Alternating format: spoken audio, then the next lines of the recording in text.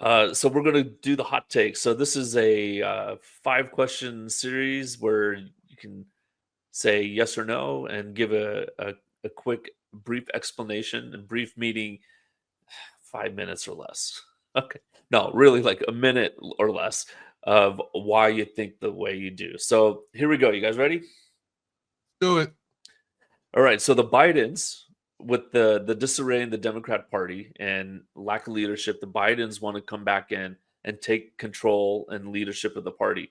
Former President Joe Biden has told some Democratic leaders he'll raise funds, campaign, do anything else necessary for Democrats to recover the lost ground as the Trump administration rolls back programs that the party helped design. So, question is, will the Democrats take him up on his offer? Yes or no? Let's start with Big John. No, why should they? They should not do that. I don't know that they're capable of helping them out, and it's time to cut their losses and move on. Yeah, Brian. I agree. I mean, one, who are the Bidens at this point, right? I mean, I don't think Joe has any real equity. And Jill is probably neutral, and there's a brother or floating around there somewhere, but I don't know. There's no star power there. I mean, Joe didn't really have star power at his peak, but I mean, like the guy was the president, but they don't want him in front of anybody. So everybody else is going to be like the supporting cast. I just don't see. I think they're better off taking a flyer on AOC or something, which I also don't think is a good idea. But I don't see how the Bidens could help. Yeah, and I agree with you guys. I mean, I think there was a lot of blame cast on Joe Biden for staying in the race as long as he did, and that's why they lost last year. Although I don't think I agree with that, but I think that's how they view it. And I don't even think Obama could come back in and take leadership of the party, and he has star power. So I'm with you guys. All right, hot take number 2: does taking a shot at Kamala Harris on JD Vance's part hurt bringing Democrats into the fold and what Trump's trying to accomplish? So meaning, does it hurt Trump's attempt to bring to unify the country when JD Vance is saying, and he was asked a question. I want to play the video clip, but it wasn't working. So I'll just kind of summarize it. But he was asked, like, how do you run your vice presidency role differently from Kamala Harris? And JD Vance basically said, well, I don't have vodka before I go into meetings. Clearly a shot at Kamala Harris. So does making jokes like that alienate Democrats and hurt Trump's attempt to unify the country? Let's go with Brian. Yeah, I think so. I mean, I think it's funny, but I don't think that's moving you closer towards unification. It's moving you away. And if you in general, if you look at everything else JD Vance and Trump do, it's probably 3 steps forward and then 1 step back because it's funny. And if you keep repeating that, you're still moving forward. So fine. But I might use comments like that sparingly. And I think the whole point is I don't think anybody thinks she's an alcoholic. I think the joke was that she talks like she's drunk. And that is kind of true and it is kind of funny, but I don't think she's an alcoholic. So, there's plenty of opportunities for people to take offense to that and move 1 step further from unification. So, Big John. Yeah, I mean, I don't think it does anybody any good. There is the perception that Trump and here's the thing. Vance comes off a lot meaner than Trump. Trump says his stupid nonsense. He uses his insults and his slurs and his jokes and whatever, and people kind of laugh it off. That's Trump. He's got a certain charisma that kind of gives him a Teflon edge to those things. Vance doesn't have that. So beyond his base, it doesn't play well. It plays off like he's mean, he's vindictive, and so if you're not a Vance fanboy or fangirl, it comes off very derogatory, very mean, very pejorative. So I think it hurts his own cause, and it certainly doesn't help anything to do with bringing Democrats into. First of all, Trump's never going to accomplish that. But if that was his goal, this is not the way to go about it at all. So yeah, I don't think that was smart at all. Yeah, I agree with you, Big John. I think it hurts JD Vance's run in 4 years for sure, and with the eyeliner and the lumberjack beard, it does make him look a little more Rough. mean when he does that. So, Yeah, yeah. and the problem is when he shaves off the beard, then he looks like too baby faced, right? So it's like the guy can't win with his. Listen, I had that problem for years. When I was on Wall Street, I actually had one of my managing directors tell me, goes, "Hey, John, you're 6'3", you've got a big Grizzly Adams beard. You're terrifying all our clients. So I want you to stand 2 feet away from them. Don't wave your arms around like Mediterraneans are apt to do, and put your hands in your pockets and lower your voice a couple of decibels, and we'll be fine." So people of a certain stature, I agree with you, G. That look does sort of project a certain intimidation or meanness or however, so you got to be careful when you use that sort of humor. So yeah, I agree with you. He has to learn how to turn that down a bit. Yeah, and when I had in college, I had the really thin, really neatly manicured one. My friends were calling me terrorist, so I knew I couldn't keep that. To shave it off. All right, hot take number 3. Trump ordered the complete dismantling of the Department of Education this week. It was created by Jimmy Carter in the 1970s, has been in existence for less than 50 years, and provided that Congress votes to dismantle it as well, it returns the full burden of education right back to the states and local jurisdictions. So do you foresee education across the nation as a whole, on average, improving, declining, or staying the same? Big John. Well, yeah, getting rid of the Department of Education, even a Trump hater like myself will say is a good thing. Will Congress get rid of it, G? I don't know. Is that a done deal? Do you think Congress will vote to get rid of it? I'm not 100% sure. But at least the move to get rid of it, I'm in full alignment with. And I would even say get rid of local school boards. I would say just bring it back to, start, every school should be privatized. There should be no public education, no public schools, rather, I should say. If you want to work with some sort of tax credits or vouchers or something for parents to use in private spaces, I'm all for it. But yeah, public education needs to be dismantled. As you said, since '79, when the Department of Education was established, educational quality in the U.S. has plummeted like a stone. There's no questioning about it. It's not a temporary effect. It's pretty well established. It's correlative, and I think you could even point directly to causative effects. So yeah, get rid of it if you can. If you can't, cripple it to the point where it's got no effect whatsoever. I'm wondering if I should take the dismantling of school boards personally as a school board member. Just kidding. All right, Brian, go ahead. Yeah, no, I think Big John's points are good ones. I think the dismantling of it is not going to make education worse. We've just, there's just a lot of bureaucracy. I think the teachers unions just are not even in a position to recruit good talent and get rid of poor talent. And I think, to Big John's point, just adding in flexibility, transparency, and choice, I think will go a long way to kind of equalizing and democratizing the type of education that kids can get. I don't know, quick example. My kids we were in public school, G, as you know, from K through 7, and now our kids are at a private high school. And I hate to make this comment just based on race or something like that. I don't know. It's our first year there. So, but if I look at it, and definitely whether it's athletic or academically, the school makes offers to talented, kids that are talented that may have not otherwise been able to afford the tuition that the rest of us pay, but that the school says, hey, this person will contribute positively. And they're, usually remarkable in some way, whether it's athletically or academically. And the kids from those areas that get those opportunities, near as I can tell, they don't turn them down. Right. So that's kind of, I think, a vote for, school choice. And I guess that's a long way for me to say I agree with Big John. So I believe that education will pretty much stay the same. I agree I think that's what both you guys said. So I agree with that. I do think that the pressure by the federal government to say you're going to conform with the way we do things, like Common Core, you better do it or you won't get this bucket of money. That pressure goes away, and now each state can decide how they want to do it. I think some states will actually decline and others will improve, and on average, everything will even out. All right, hot take number 4. Tesla owners are trading in their Teslas in record numbers, and I'm guessing that's mostly Democrats and maybe some libertarians out there. So does this spell a long downward spiral for Tesla and Elon, or is this just going to last for the duration that he's in the spotlight as a member of Trump's administration? Let's start with Brian.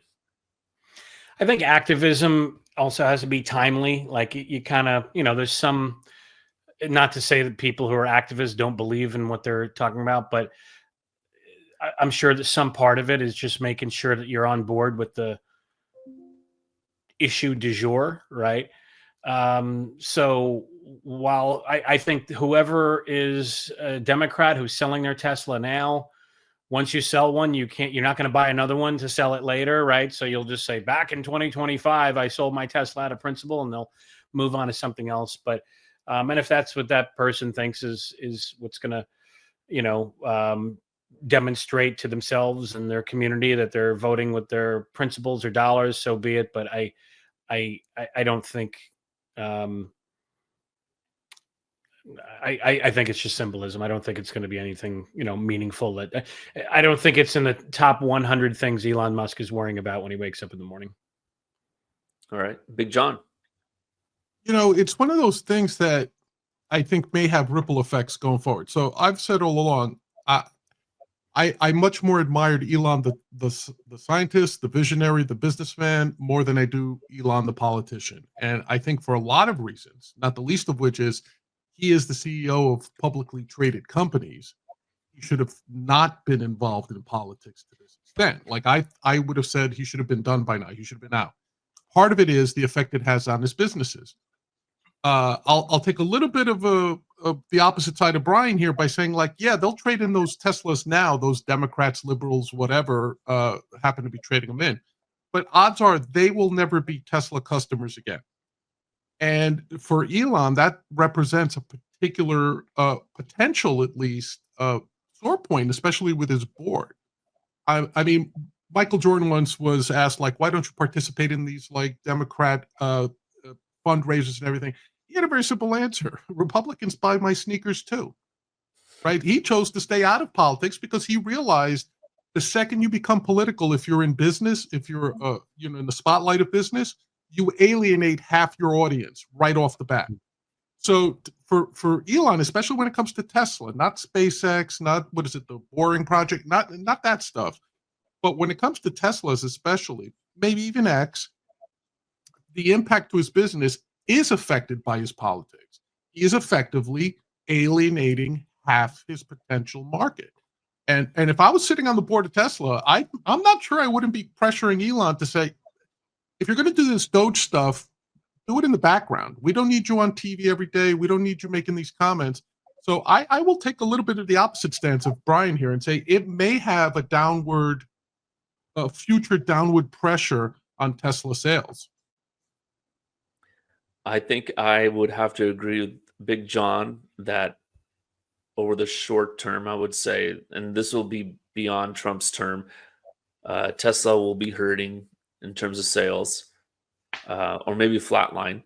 But I think it will force them to innovate and create something that will bring people back into the fold. So I think, like the full self-driving thing, that is a game changer. When I test drove a Tesla and I pressed that button and I just sat back, I still paid attention to the road. I wasn't watching Netflix, but it was amazing. And I ended up going with the Hummer EV, and I pressed Super Cruise on that thing, and that my truck's doing this on the freeway. I mean, it's just like I'm sitting there going, I don't trust this thing. So, like you said, Elon's a visionary. I think he'll invent something that will bring people right back to it. Not the diehards though. So the diehards, like you're right, they're gone forever. So hey, just keep this in mind. You never saw Steve Jobs get involved in politics, right? That's true. Yep. And he just counted on the innovation coming out of Apple to maintain his walled garden. And for a while, That's what Elon had with Tesla. For a long time, he had that. But this association with Trump, for better or for worse, politically, I think has hurt his business. And you can see it in Tesla's stock price and their numbers. So it'll be interesting to see how long this effect lasts.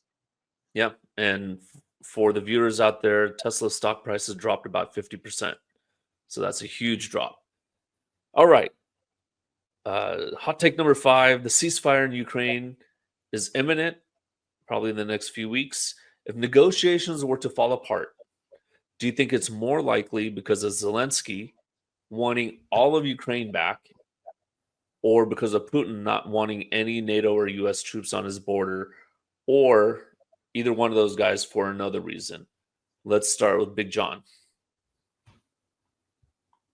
Look, there'll be some sort of peace plan, right? And I think it's because of Trump's willingness to accommodate Putin.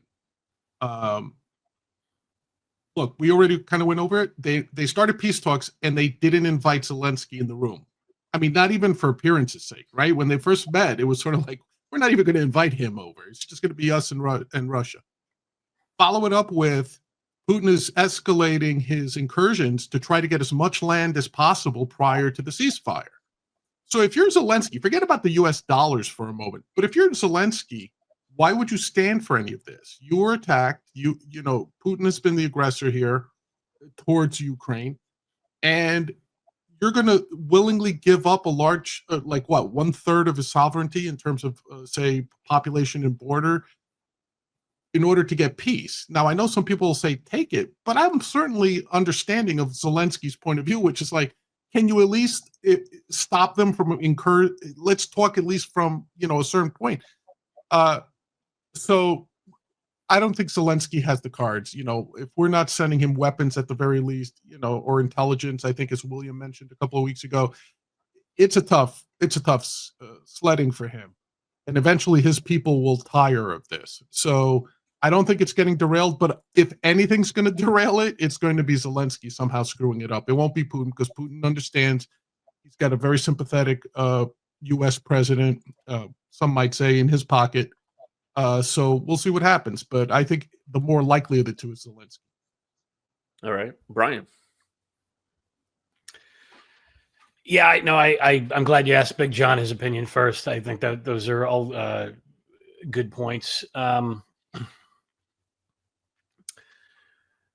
I don't know that I have much more to add. I think it's just, I think Trump is a master at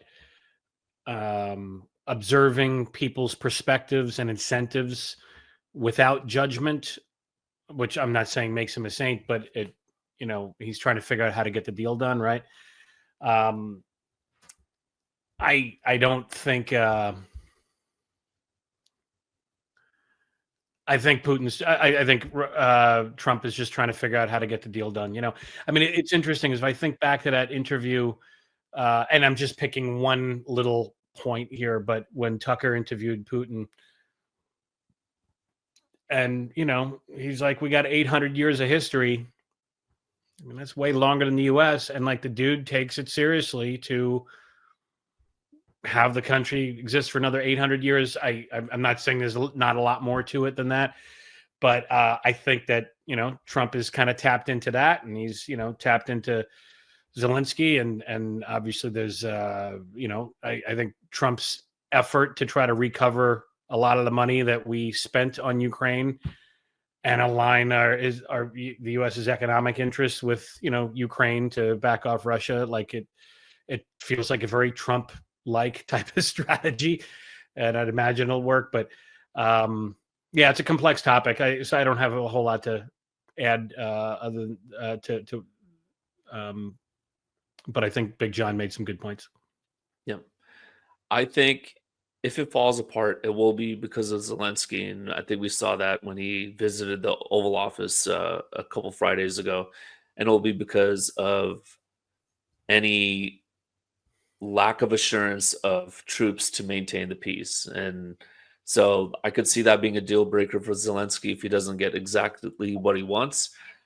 Unfortunately, that will lead to more bloodshed. So I'm with you, Big John. I think the peace will be attained here. But if it falls apart, it will be because of Zelensky. So, all right, I got one bonus question for you guys, and I saw Hold this. on a second. Hold on a second, Yeah. Jed. I didn't mean to interrupt you. I just want to throw this Yeah, in there. no. I'm getting some Yeah. news feeds here. It appears that boxing legend George Foreman just passed away. Oh, So I don't know if you guys had any thoughts on King George, former heavyweight champion, passing away. wow. I mean, I grew up watching the guy and bought his grill. Bad joke, but Yeah, made a lot of food on that grill. But no, I mean, he always had a great character about him. You know, he wasn't that obnoxious like Mike Tyson. Now he has a good character about him, uh, but back then Mike Tyson was very obnoxious. But George Foreman always seemed to be a very good guy. So sad to hear that. yeah. He was 76, and it's interesting, G, because when he first came up, he was actually considered very off-putting to people.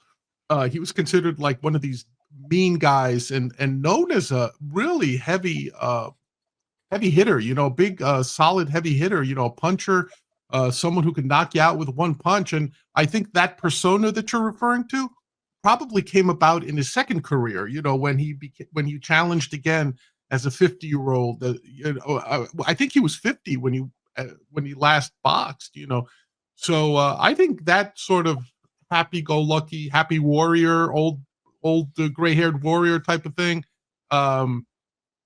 Yeah, he was a bully until he became born again, I think. That's So about the time that yeah, I started seeing him, late 80s. So yeah, yeah. that makes So sense. yeah, interesting guy though. I don't know, Brian, were you a boxing fan at all, or did you follow Yeah, I George grew up. Foreman? Oh yeah, I mean, I just he was an icon. I mean, you know, prior to social media, when anybody could become famous, like every kid knew who he was. I remember when he came back, all of our dads suddenly knew who the guy was, right? And you were able to kind of talk with your dad about this guy that was from your dad's generation who now is boxing. And you know, he just had this big presence, you know, $1 million smile, never took himself too seriously, but he was just a big personality. I think all five of his sons are named George. So Yes, I always George, heard George, that. yeah, So he said, so when I call George, they all come running, right? right. But yeah, just what I mean, really American treasure. And I'm sorry to hear that, but he will leave a tremendous legacy behind. And I think, like you mentioned, Big Johnny, I think he was a bully for a while. Then he found God, which is, you know, which has made, you know, fostered some very powerful transitions among, you know, little people and big people. And he's a great example of that. So yeah, thanks for the memories, George, and rest in peace. Yep, Yeah. rest in power. There you go. Sorry, G, just a little breaking news there before you got to Yeah, your no. last hot takes topic. Yeah, no. And this one I saw was interesting, so I thought this would be a fun one. A new poll shows Mel Gibson is a GOP frontrunner to be California governor. So he's been told this, and he said he's flattered but not interested. So, assuming that he would run, and assuming Kamala Harris, I think there's a good chance she's running in 2026 next year. Do you think he could beat Kamala Harris? Let's start with Big John. Well, you know, I'm not a Californian, so I have to admit that I'm not in tune with you guys out on the left coast over there. But let's put it this way. He would certainly be a MAGA candidate, right? Because he's just as nuts as Trump. He has that sort of, he'll say anything that flies out of his mouth. I saw him, what was it, 2-3 weeks ago on Joe Rogan.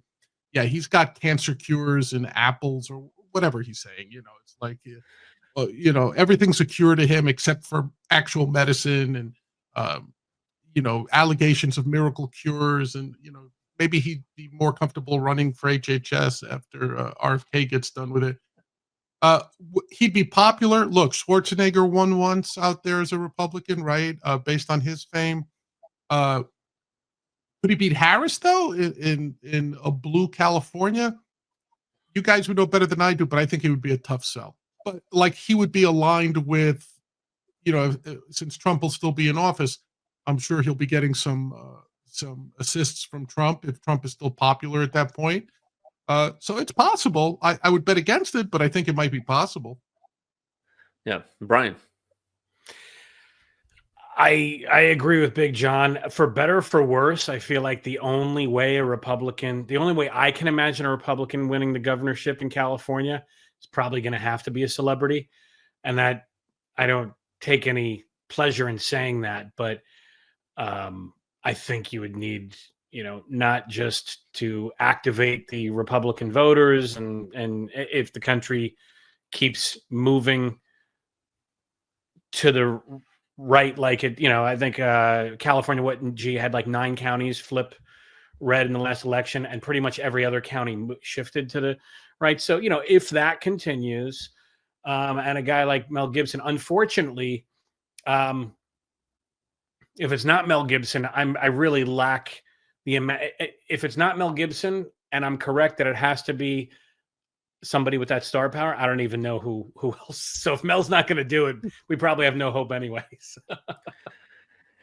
Yeah, so I think William might want to jump in. Yeah, I mean, I think maybe William does want to chime in on this one. I will say that with Mel Gibson, with Schwarzenegger, we were a 52-48 state, right? 52% Democrat, but now we're more of a 60-40. And Mel Gibson is more of a shoot the mouth type of conservative, whereas Schwarzenegger was a lot more disciplined. So I think it's a Rockefeller Republican. Say again? It's a Rockefeller Republican. Yeah.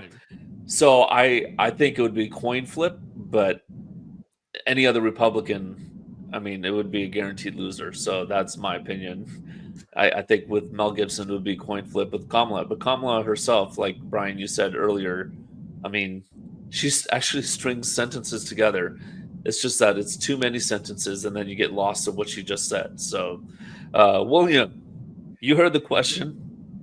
Gibson, what are your thoughts? He would get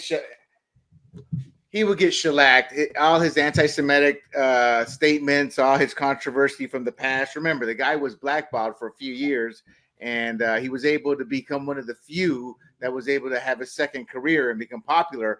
The only way he could win is how bad Kamala is, as you were talking about, G. Because I don't think Gibson has the ability to unite leftists. I think, and I agree with you, Brian, on one point. A celebrity with lots of money could challenge and take it as a Republican. However, I think the one average Joe would be a Latino who's charismatic, who comes up from the what's the saying? Comes up poor, etc., and makes it, who could unite both sides, because Trump's movement has completely shifted, well, not completely at all, but has massively shifted the Latino culture out here, and it's very diversified. So that could sit there and take the governorship, but there's nothing on the horizon for that. That and the CAGOP is as impotent as hell. A eunuch has more sexual appeal than the CAGOP in terms of that, because they don't look to win. They look to capitalize on how to generate revenue for themselves. And frankly, all the money from this state does not go to politicians. It goes out of state. It's one reason we're also lost. But all of that combined, it's a nice compliment, but Mel Gibson isn't dumb neither. He would have no hope, and the money needed for him to win would be astronomical. But we do see a silver lining here. I just don't think we can find the right candidate today, at least, that has shown his face to run against what's likely to be a Kamala governor's run. Hey everybody, this is Big John from Grumblings Media, and I just want to say thank you for watching our content. If you want to support our efforts here at Grumblings Media, just smash the subscribe button right here, totally free, or just go ahead and consume more of our great content.